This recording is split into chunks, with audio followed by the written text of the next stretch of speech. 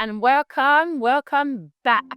Yes, I hope you guys enjoyed the last video and I'm here again trying it out. I definitely have room to improve. And for me, I just believe that life is not about perfection. It's about just do it. So this is me, an apprentice in the game of YouTubing, content creation, and I am just here to share my transformational journey with you. And on this particular content, we have been talking about the return to love, Kaffy's return to love. And I spoke about returning to love is about self-love. And self-love, the journey towards self-love is actually a gruesome one. Self-love is not about pampering, spa treatment, holidays, trip with the girls, being free and fun. It's part of the activities, right? But most of the time, it is used more as an escape. It's used more to avoid facing the real problem that is inside. You are this problem.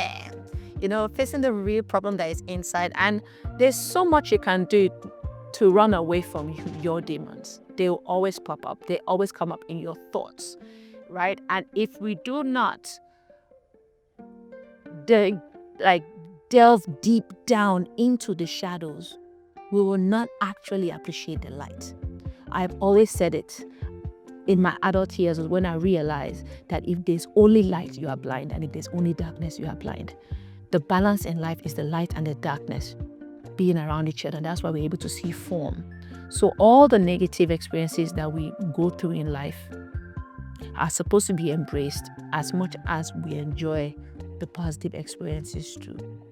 One of the things that have led to a lot of suffering for me and recycling certain experiences, because you have to also note your own pattern. See, people always look at life only from there, especially in Africa. We like to blame people a lot for a lot of things that happen to us. It is people. But let's not forget that they said when you point one finger to someone, how many more is coming to you? 1, 2, 3, 4. People are like mirrors.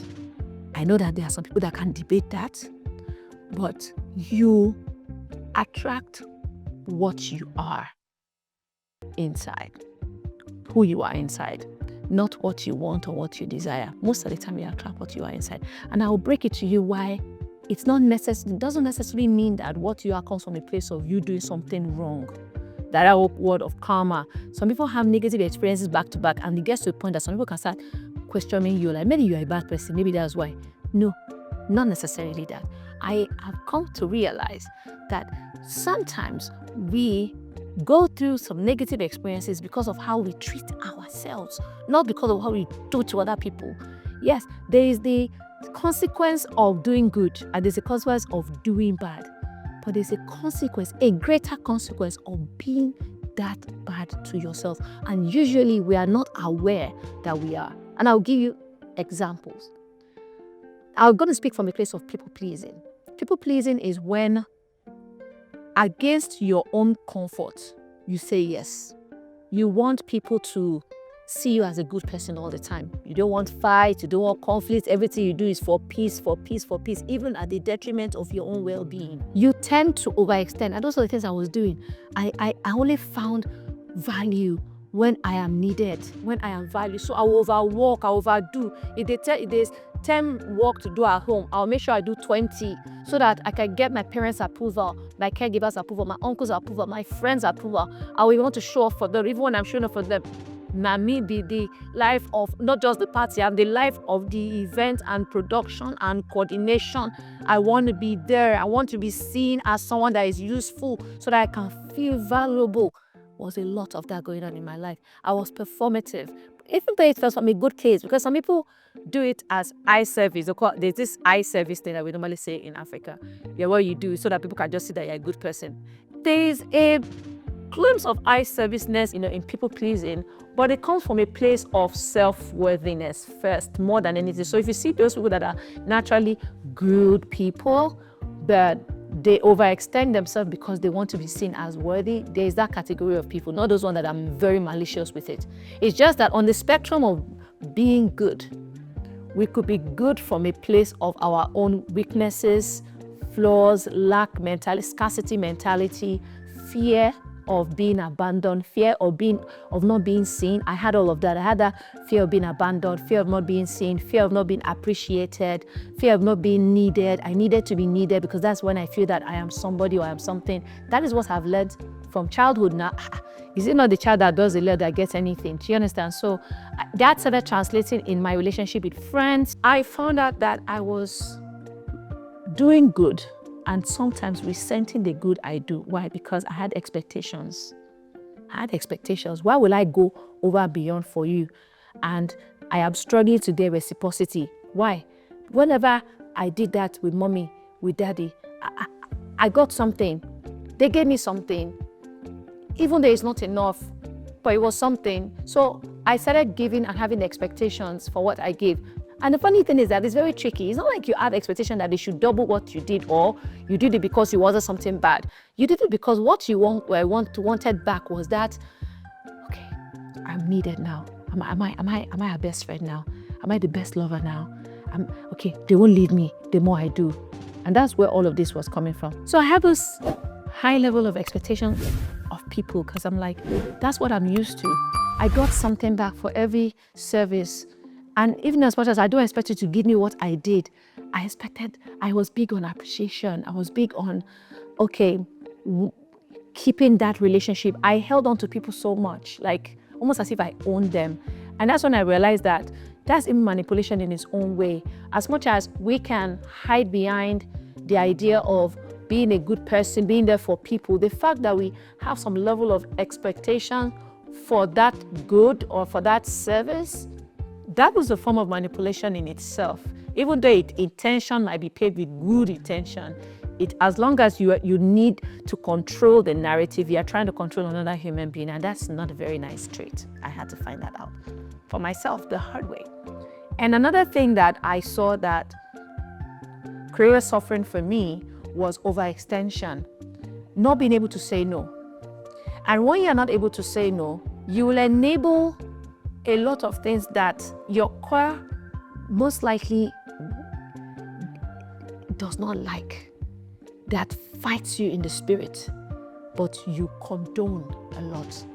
You condone a lot that you are not able to hold on to boundaries or set. In fact, I can't even set boundaries. I didn't know how to set boundaries because I don't even know how to say no in the first place, because I don't want to lose friends. I need acceptance, I need validation and all of that. So setting boundaries was uncomfortable for me. In fact, when let somebody create a resistance on a boundary, I would immediately want to change it or see it from their perspective and say, okay, sorry, let's move on. Like, that behavior is not good. No matter how high ranking you are, if you have that, you're going to have people walk all over you. So in those early times of my life, I had people walk all over me. I was like a doormat. But the funny thing is, because I still have some I still have this energy of protectiveness because I've had to survive through harsh conditions. It's not something that you can easily just see and say you can walk all over me. I am only that vulnerable with people that I really start attaching myself to. When I start liking someone or loving people, or I just create a bond with people, those are the ones that have that power to be able to do that towards me, right? But when it comes to anyone distant, I am much more guarded. I'm much more structured. I have much more boundaries when it comes to that. Even though in the professional world, it still shows up. It shows up because sometimes you have clients that make demands that I could have easily just said no. But I must find a way to try and solve that problem so that I can retain that client, or I can. And at the end of the day, some of those experiences sometimes don't end very well because they have now higher expectations and I'm not able to meet up or cover up, or I have to now overextend myself, which has been the case, which is why I've had high success rates and have high referral rate, because when you hire Kaffy, she does more than she's paid for. She even does more than she's hired for. And that became a thing. And I really had to regulate that. And those are all the things that people pleasing can do. And when you come to romantic relationships, oh my God, that's even worse. Eventually, when you are wounded person, still trying to find herself, and you now meet another wounded person, because you will always attract the person that will help you deal with the problem that you're carrying. Those are the kind of people you attract. So most of the time, empaths will attract narcissists. We'll talk about all of that later. But in the context of people pleasing, you're going to attract people that most likely will want to use you. they understand that vulnerability, that gap, and they're going to fill it up by trying to be, demanding, entitled to you, your space, and everything that you carry. Because why? You are the one that want to give it now. So, and they don't really have to work for it. They don't have to earn it. They don't have to do anything to also keep them accountable when they actually project that behaviors. You understand? And I always sit in this space of, I'm a forgiving person. It still me some kind of people-pleasing tendency, because I want to be seen as a good person. I want to be seen as a good woman. I will over explain in relationships. I am the one that will write a piece to try, so that the other person tries to understand where I'm coming from. Over-explain, over-extend, and over-enable. And at the end of the day, the relationship might not last, or will create so much imbalance that the person himself probably will not realize that, wait, I don't deserve to be here. I am giving much less for what I'm getting. Or it will create such a friction that person will be wondering, why are you not making the fuss? You normally used to give it to me without complaining. And how did I start? First of all, how did I become aware? I got tired of being used. I got tired of the repeated pattern. And I got more aware because I attended a lot of classes, especially after my divorce, before the divorce phase. When I finally said I'm not doing it again, I started working on myself. I started looking at, because for me, majorly when there's something wrong between me and someone, the first person that I point the finger at is myself. I start looking at myself, and I think it was good and bad at the same time, because it allows you to blame a lot. It allows you to beat yourself down a lot. It makes you do a lot that is not good for you, but it also puts you, if you are an enlightened person, intelligent, and you have enough logical reasoning and depth, it also can be a fantastic tool where you get to look at areas and your pattern starts to flash towards you. So that self-reflection for me was one major thing in my life, and it helped me survive through a lot of emotional abuse, traumas that I grew up with, that being able to reflect on my journey, reflect on my life. And doing that subjected me into a space where I was like, why is this happening to me? And I started talking to therapists. I started listening to videos. I started reading books. And I looked at different kind of personality traits. I learned about anxious avoidant, anxious attachment, avoidance, secure attachment, and even the mix, the anxious and avoidant style. I started learning about human personality traits. I did courses on human behavioral sciences. I started understanding how the archetypes. I started understanding my own behaviors, emotional intelligence classes. So with all of this going on, it was peeling the layers of confusion and masks that were worn not just by me, but how I perceived people. And it reduced the amount of blame I was giving to people. And I started working on myself to say, okay, there are certain things I can't control. I can't control what people do to me, but I can control how I respond. And because of knowing that I deserve certain things and not knowing how to be there for me, I am also that easily get agitated, because as a child, my voice was suppressed a lot. I could not talk. I lived with relatives that they would lie against you, and you have to be there to look them in the eye and accept that lie. So because my voice was suppressed a lot, I found a way to keep quiet a lot, right? Even though my inner being is expressive. If you tell me to speak, I can speak. I can express myself. But in the aspect of suffering, sacrifice, overextension, people pleasing, I condone and I speak less, because I don't want to be seen as the problem, because I have had moments where I was seen as the problem. And that brought the suffering for me. And with the awareness that was coming through the books, the sermons, the therapy that I underwent, it brought to awareness, and I had enlightenment on the part I play. And this is one of the most important parts of this journey with me and my channel, generally, regardless of the content. Accountability. Accountability. Be ready to be accountable for the part you play. People can always bring the worst part of themselves to you, no doubt. And it's always easy for people to say, it takes two to tango, if I don't do something bad. And it doesn't necessarily mean that I initiated any or had any malicious intent. But it's a part we play, and it could be from a place of our programming, what we condone. What we condone also equates to a part you play. Because if you can't set boundaries, can't set standards, cannot know how to love yourself or respect yourself enough to say no to certain things, you are playing a role in your own suffering. That's basically what that means. So not all the time when two people come together or situations come together, there's not a perpetrator. There's usually a perpetrator. Visually there is, but it's also what they call the person who is enabling responding wrongly. If you check my videos much earlier when my divorce just started, I did one of the videos, I spoke about you can be wrong while you are right. You can be wrong while you're right. And I think I'm going to emphasize that in my next video, how you can be very right and be wrong. And that comes from a place of how you respond to the issues of life or to the things that come in. And in my next video, I'm also going to talk about my fears, my anxious style, and how that played out, where that came from and how that played out in my relationships and what I did or have been doing to be more secure within myself. Now, so for anyone that is going through or can identify the people-pleasing trait, what are the steps you need to take to improve upon it? Number one, you need to believe that you are worthy, regardless of doing anything, just as a human being first. You need to believe that you are worthy, and you are. By virtue of existence, you are. Number two, you need to deal with the fears. You need to be comfortable with saying no. Your spirit will tell you, your intuition will tell you. You understand? Don't be too quick to say yes to even things that you know you can do. Take a breath, pause, evaluate. In fact, delay response, because sometimes things are asked based on, urgency. Let urgency not be the way you live, because that's living on an edge. Anything that is in a hurry, you should check is a red flag. You understand?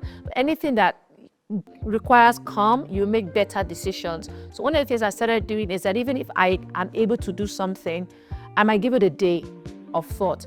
If I'm aggravated or me and someone are having an argument, I will not send a message immediately. I will take my time, except for some scenarios that might make me send a message that creates a gap for thought process to go through on the positive side. Because when we are emotional, especially enraged or angered, 99% of the time, what we utter at that time is not what we would have uttered if we are calmer. And if you're just breathing in, breathing out, distracting your mind for a little bit, taking a walk, or just separating yourself from the situation, scenario, or the person can help. And like I said, one of my biggest technique is if it's a text message or someone, I don't respond immediately. I take my time, I reflect a lot, then I can have conversations. And for me, it's a double-edged sword for my personality type, because I don't like to sleep with a grudge. That's another problem. So I'm also the kind of person that I want to sort things out before I go to sleep, that I don't want to go to bed with that thing in my mind. So when there's an opportunity to have a conversation, it might not be at the moment of the heat of the moment. I can give it a couple of hours and make a call and start having a hard conversation. Hard conversation is that sometimes you might not be the person that caused it. You might be at the receiving end, but you have to probably initiate the conversation depending on the kind of relationship you have, whether it's your friends, your family members, your work colleagues, whoever the person is, depends on how deep that relationship. And if you can wait till the office the following day, let it wait. Sometimes if it's something that is very aggravated, you might have to just remove yourself for a bit and stay silent so that both parties can have a moment that they can reflect and they can come back and have more mature relationship. I cannot guarantee that your maturity will be met with maturity. So let's know that. Your maturity might be met with immaturity, and that can even scale things. And even you might be looking like you are the beggar there or the chaser. Do your part and let it go. I've learned the hard way that consistently holding on to it makes it worse, and it reduces your self-worth and self-respect. But letting it go and letting the person go, the situation go, sometimes maybe walking away completely might be what you would need. It preserves you much more, and not from a place of trying to punish the person, but from a place of trying to to nurture yourself back. Whatever it is, you draw your power back to yourself so that you can recalibrate, reflect properly, and have a better conversation or overview or perspective of the situation. And sometimes, or most times, it's good to also look at things from the other person's perspective. Not to overdwell in it, but to understand it. Because understanding the other person's perspective allows you to know how to or not to internalize some of the situation. Some situations are not that deep. It's just surface level anger and outburst, right? Because of where they are coming from. Another thing that I've learned to do is I try to attack the situation or not the person. So when I feel that I've been disrespected because of my overextending or my over-enabling or allowing it to walk over me, I've decided to now rise up for myself and it's met with resistance. One thing I do is try to understand the balanced perspective and try to deal with things a bit differently. I hope this has been helpful. Please don't forget to like, subscribe, and comment. Hit the notification button because the next video is going to be juicy. I'll be talking much more on the line of this journey. And as we're transforming together, I return it to love, which is self-love, by the way. I remain the humble talker. See you later.